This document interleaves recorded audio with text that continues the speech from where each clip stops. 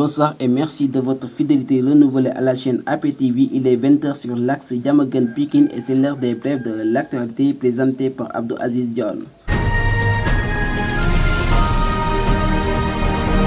Au sommaire du menu, le ministre des Transports urbains et maritimes espagnol a annoncé que ses services en mer ont secouru ce dimanche 10 pirogues de migrants. Ils ont été aidés par les gardes-côtes espagnols et plus de 500 migrants partis du Sénégal ont été accostés. Et parmi ces 6 pirogues, au moins 3 étaient partis du Sénégal avec respectivement 109 et 96 personnes à bord selon des sources de la direction de l'ONG. Parlons à présent du bilan du séisme salodissant au Maroc. Il fait 2122 morts et 2421 blessés selon un dernier bilan publié dans l'après-midi par le ministre de l'Intérieur. Pour rappel, le tremblement de terre est survenu tardivement dans la soirée du samedi de magnitude 7 selon le Centre marocain pour la recherche scientifique et technique et 6,8 pour le service séismologique américain qui considère que ce séisme est le séisme le plus puissant que le Maroc n'ait jamais vécu, mais les secouristes volontaires et membres des forces de l'armée sont déployés sur le terrain à la recherche de victimes.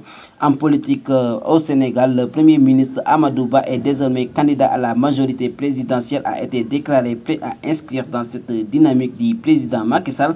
La candidature a été portée hier par la conférence des leaders de Benno Bokk Yakaar et dans un post Facebook, Amadou Ba réitère son engagement et invite à ses pairs de l'APR et de Benno Bokk Yakaar à l'inclusion, la solidarité et à s'unir pour la continuité d'un Sénégal émergent. Toujours dans la continuité de cette politique, Mimi Touré, l'ancien premier ministre du Sénégal, brise le silence et propose à Amadou Ba, nouvellement déclaré candidat pour les élections présidentielles de 2024, à une confrontation d'idées, de programmes et les pratiques de ceux ou de celles qui prétendent diriger ce pays. Elle exhorte aussi à toute la presse nationale à contribuer à faire de l'élection présidentielle un choix de programme et d'éthique. À Jacques Mbao, une fille de 20 ans a été tuée ce samedi dans son domicile situé à Kër Mbaye Fall. Selon des sources de Seneweb, la petite aurait été tranchée par son petit ami, mais informé, les éléments du commissariat de Jacques Mbao ont procédé au constat avant d'ouvrir une enquête. Le corps de la victime, Kandiaye, est déposé dans une structure de santé pour en faire de l'autopsie. Parlons à présent hors du pays avec la course au chrono au Maroc. Les secouristes marocains appuyés par des équipes étrangères poursuivent ce lundi la course contre la montre pour retrouver des survivants et assister à des centaines de familles sans abri. Le Maroc a annoncé ce dimanche avoir répondu favorablement aux offres des 4 pays que sont l'Espagne, la Grande-Bretagne, le Qatar et les Émirats des États-Unis, a déclaré le ministre de l'Intérieur.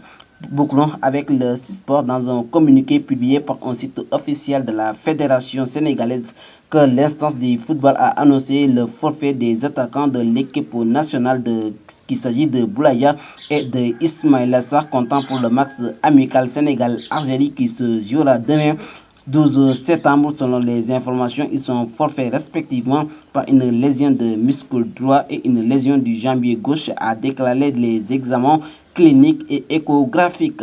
En termes de ce menu, Ronsard nous dit science sans conscience n'est que ruine de l'âme. Cet adage met fin à ces brèves d'actualité. Abdou Aziz Dione était à la présentation en compagnie de Moustapha et de Abdoulaye Ndo à la technique. On vous donne rendez-vous demain, même heure, dans la même chaîne.